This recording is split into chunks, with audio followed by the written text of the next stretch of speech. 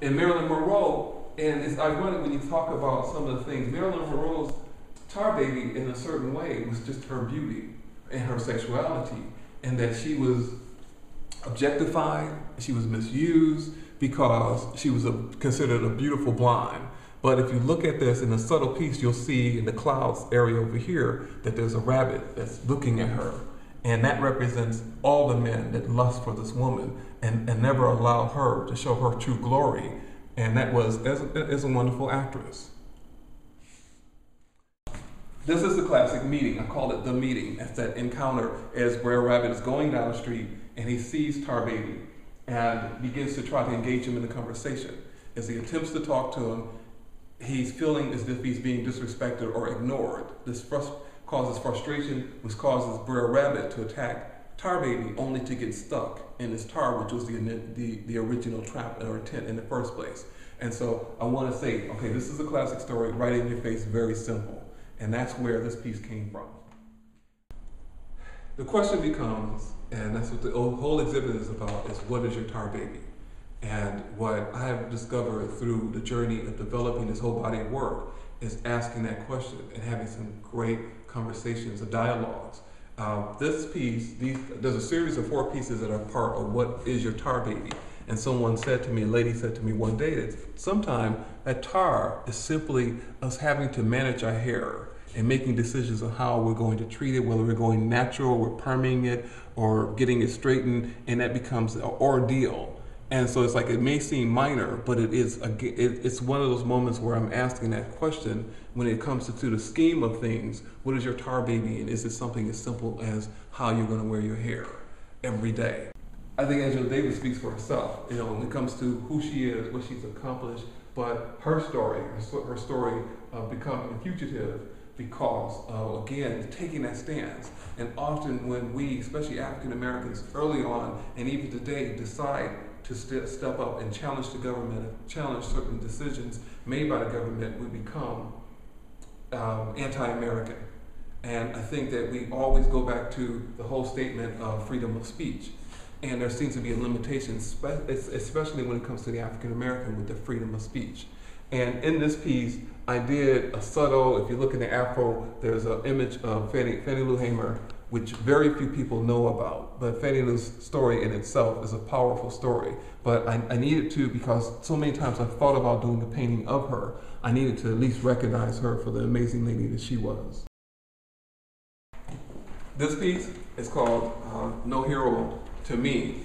And I think that what people have to do, even in the case of President Obama, who really has brought, again, Abraham Lincoln to the forefront again, the increase of people buying the autobiography of Abraham Lincoln, which doesn't tell the complete story. Part of the story is often that Abraham Lincoln, first of all, never thought that a black man was brave enough to be a soldier. But through force and lack of soldiers in the Northern Army, he was forced to start to enlist these black men who found themselves to be not only courageous, but brave, and some of the strongest soldiers in the Northern Army. But also Abraham Lincoln, and there are papers, documents that you can look up that will discover, Abraham Lincoln felt that the black man and the white man could not coexist, and felt that either there would be an attempt to send Africans back to Africa, or he would section off probably a very small part of America and put these Africans or the Negro people in that area. And so I look at this man, we are freed because of that war, but not necessarily by Abraham's choice. But when I created this piece, it was an aha moment, and it was something that I really wanted to explore, having an opportunity and a blessing opportunity to talk to Cornel West and know that he understood where I was coming from. He understood the original story and not the turn story that made it about the pickaninny or the ugly black child, and more of the story of the encounter. The whole idea that Brer Rabbit encountered Tar Baby, which was a trap set by Brer Fox, and getting stuck in a situation that he could not get out of. And so that's where Cornel West referenced it. I started to really examine it and said, I want to tell that story more in detail. This story has an interesting connection. I was initially going to do, and I haven't created a piece yet, but I'm sure I will, dealing with Jesus. and the decision that Jesus made. And there were a lot of conflicts when you read the Bible and everything, when when he was going to be made a martyr of, and him questioning the situation that he was in and how difficult a decision it was going to be. And I was looking at that, and I was looking to do some research, and I'm looking for images, and I stumbled across a YouTube interview with Dave Chappelle.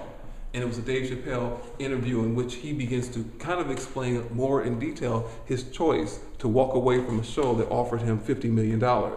And I'm like, I had so much more respect for the man when I realized what he had to do.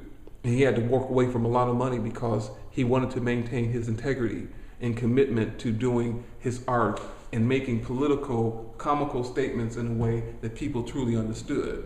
So it was one thing to make fun of, it's another thing to be laughed at. And I think he began to examine that and make his statement. So I applaud him. I had to honor him by doing one piece with Dave Chappelle. John Carlos, Tommy Smith, the Olympics, 1968, fist raised in the air. It's about freedom. That's what Tommy Smith said. People thought it was a protest, it was a pro-black statement. It was a statement about freedom. It was a statement about we are Americans, but only when it's convenient to you. When you need soldiers in the war, if you need athletes to represent, we are Americans. But once that event takes place and we go back to our homes, we're still living in poorer conditions. We're still given the least of the jobs are being paid less for it. They were crying out and making a statement of freedom. And I admire and will always respect the idea of the courageous young men that made that choice. It altered their lives in a negative way in many ways, but it tells the story of the choices that we have to make. Again, in this piece, it's a very subtle thing. People may not recognize it immediately. It is the situation. It's one of the only times I think in the whole series where I have Brer Fox setting up Brer Rabbit. So Brer Fox and Tar Baby are in the image very subtly in the sky. This piece was about teenage mothers. It was about the decision that young women make, and sometimes they don't make a decision. Again, they're in a situation where they're willing to have unprotected sex or whatever, but they believe they found love in a man or a young man who really is not a man himself. And they think that if I have this child, that I'll have that child to love that will love me, but that man will also love me. And so it becomes this really difficult decision because they discover often the reality of life. But when this piece was initially done, I thought it was done, the child did not have black face. And I wanted to, in some of these pieces are going to hit you right upside the head. It's gonna right in your face, something that I'm encouraging you to have a conversation about. Let's dialogue about it.